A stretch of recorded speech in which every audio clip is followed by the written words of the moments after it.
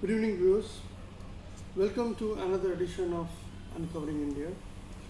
Recently, a book titled Future of Higher Education 9 Mega Trends, co authored by Goa based financial and tax advisor Mr. Shivanand Pandit and others, has recently been released online by Vice President of India Shri M. Venkaiah Naidu. We today have with us Mr. Pandit himself to speak more about the book, its contents, and what are its implications as far as the common man is concerned who may would like to read the book, especially in the post-COVID scenario. Welcome, sir. Salutations It's a to all. pleasure having you with us. Tell me something about this book, sir. The book is about 9 megatrends in future of higher education. The book is divided into three segments. They are learning, resources, and outcome. 9 megatrends have been identified after inputs from a galaxy of intellectuals. These 9 trends are transformed the relationship between teacher and student, online sessions or webinars, online laboratories, virtual job interviews, online examination system, etc.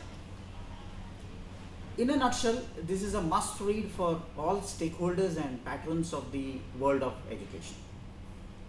So, when you are talking about there's so much of emphasis on online, your online education, then online laboratories. We all know that the world is reeling under the COVID influence, and everybody is talking about going online with all kinds of education, starting from primary to higher education. So, how do you think is the feasibility factor as far as online education is concerned in the country, considering the infrastructure limitations that we have?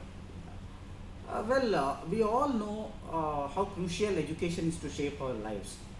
Unfortunately, our education system is grappled with numerous glitches. Uh, Immediate changes are required in usage of technology, method of evaluation, training method of educators, purpose of education, etc. Now, the government should invent innovative ways to reform the existing education model.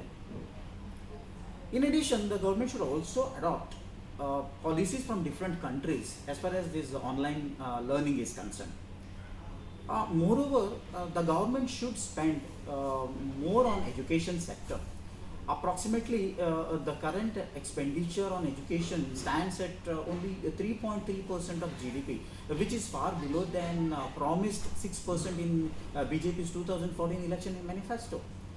The NDA government has spent so far for one of their big claims, Beti Bachao, Beti Padhao, is lesser than the amount spent for advertising the same. So this is not a good and safe development. So the government has to transform the education system from KG to PG. Creation of robust setup of educational online educational institutions is the need of the hour. For all this, we need a boost policy from the government. These all initiatives need policy boost from the government. So, when you're talking about student-teacher relationship, which you mentioned as one of the key points in your book, and we all know how important is student-teacher relationship in the education sector, but does the online education system threaten to take away that relationship? You are yourself a visiting faculty in many reputed institutions. From your experience and what you are advocating, do you think there could be some sort of a gap as far as the teacher-student relationship is concerned? Absolutely not. Absolutely not. There won't be any gap between teacher and student. It will be like a virtual. As I said, it will be a virtual classroom. Student can interact with the teacher. Student can shoot their questions, just like in case of a classroom session or interaction. So people, if they have a different notion about online learning, there won't be any, what you say, personal touch between teacher and students. No, I don't agree with this. So there will be a perfect relationship between teacher and student. It will be more transformed. As I said, one of the key trends in the book is more transform the relationship between teacher and student. So, when you are advocating these 9 points, Uh, what is your message for the people when they read your book? What is that they can implement in their day-to-day lives? As I mentioned earlier, we have a 9 mega trends. We call it as a mega trends, and which is the future of education. So, like for example, online mentoring and coaching. I'll take example of one trend. Now here, coaching a coach is not a mentor, or mentoring is not a coaching. You can, it is like a guide side by you. So student can approach, or student can access that person whenever he feels some help is required, assistance is required, and all that. Second trend on which I want to talk about is online laboratories and simulators. So now the students are going to the laboratories physically, and you have a lab session, you have a practical session, and all that. By sitting in your place, you can access the laboratories. You can do whatever you want to do, or maybe practical assignments and all that. One of the mega trend what I want to highlight here is the virtual library. Sitting at any corner of the village, the student will be able to access the fourth book in the third row of Harvard University. So this is where the online education will bring the transformation. We call it as a digital transformation. So these are the trends explained in the book. If any stakeholder or patron of the world of education read this book thoroughly, and definitely they can implement all these trends, all these remedial measures which have been narrated in the book. What is the scenario in Goa? You are a visiting faculty in so many institutions here.